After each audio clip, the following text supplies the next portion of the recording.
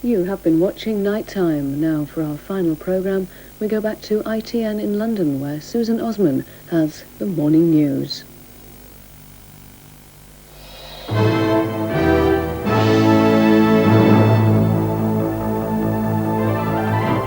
Helicopters over Tiananmen Square, then the Chinese government says no more pictures. Good morning, it's just after 5 o'clock on Saturday the 20th of May. This is ITN with the morning news. Well, it looks as if the Chinese government is cracking down on the demonstrators who've been packing Tiananmen Square in Beijing and other cities calling for democracy. Western television pictures out of China were stopped this morning. The domestic Chinese television service also went off air. Martial law has been declared in central Beijing.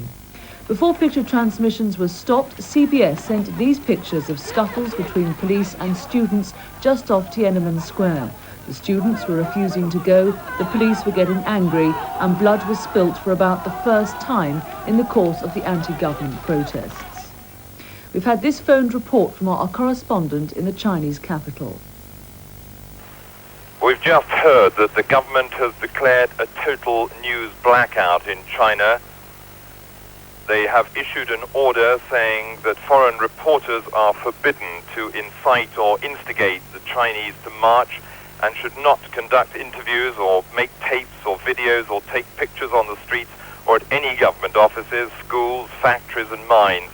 To quote the order issued by the Beijing municipal government, any violators will be stopped according to the law. It said that anybody who would violate any of these actions would be subject to action from duty personnel on the streets. So a blackout from now on. This follows only an hour after announcements which came across the loudspeakers in the city and on state television and radio that parts of the city were now under martial law. This was an order signed by Premier Li Peng, and it was followed up by saying that soldiers were authorized to take any measures to maintain order. Well, that's the latest we have from Beijing. We're still waiting to hear what our position is and what is happening on the square. The last time we saw, there were several thousand students and their supporters still in Tiananmen Square, and we know that the city is ringed by troops in armored personnel carriers. There have been helicopters flying overhead. This is Jeremy Thompson, ITN in Beijing. It's thought the helicopters could have been saluting the protesters. Some of the soldiers ordered in earlier had been won over by the demonstrators and drove out of town again. Jeannie Mose of CNN was in Tiananmen Square when the choppers flew over. This is an amazing scene down here. We're not sure what it means, but the people are cheering. They're on top of the buses cheering. They're waving up at these choppers. For a minute, we didn't know whether to be nervous about it or happy about it.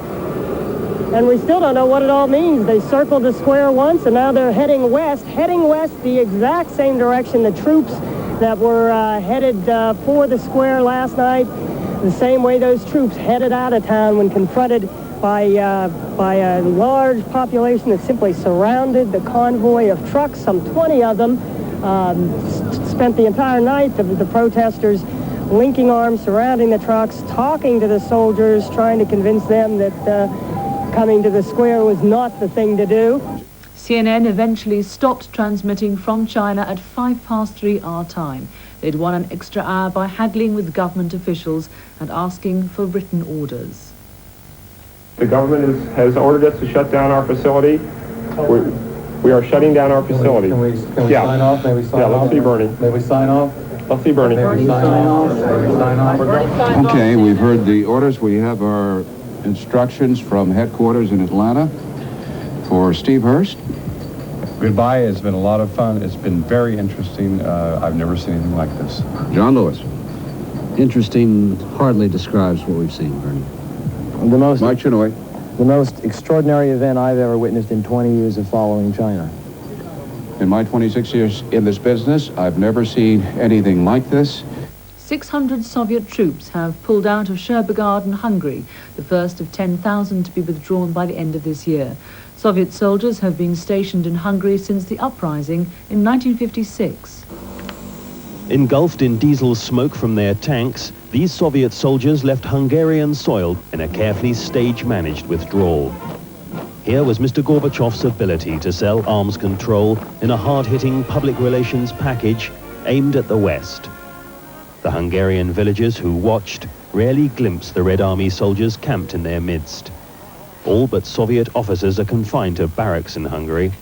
Memories of 1956 have never faded.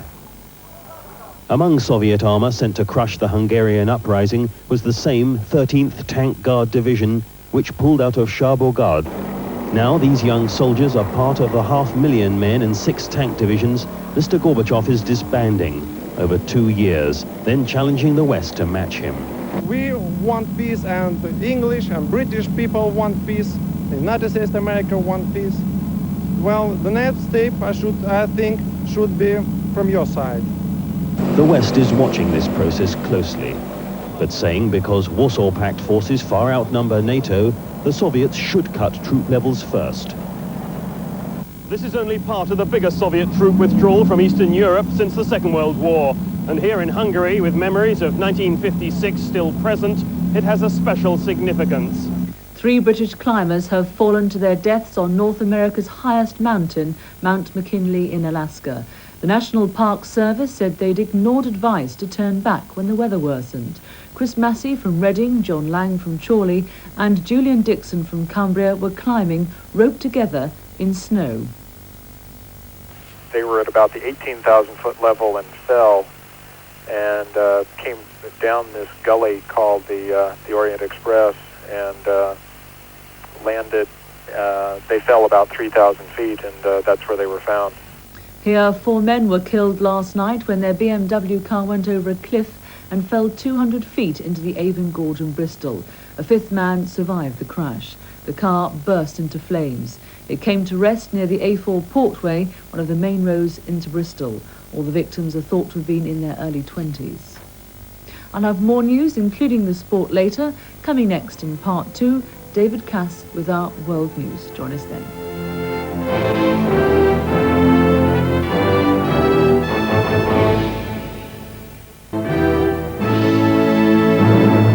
Hello again, it's just after 11 minutes past 5.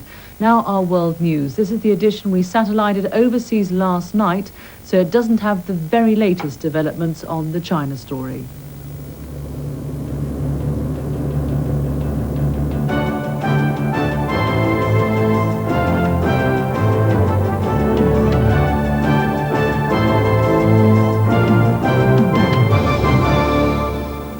Hello and welcome to the World News from ITN.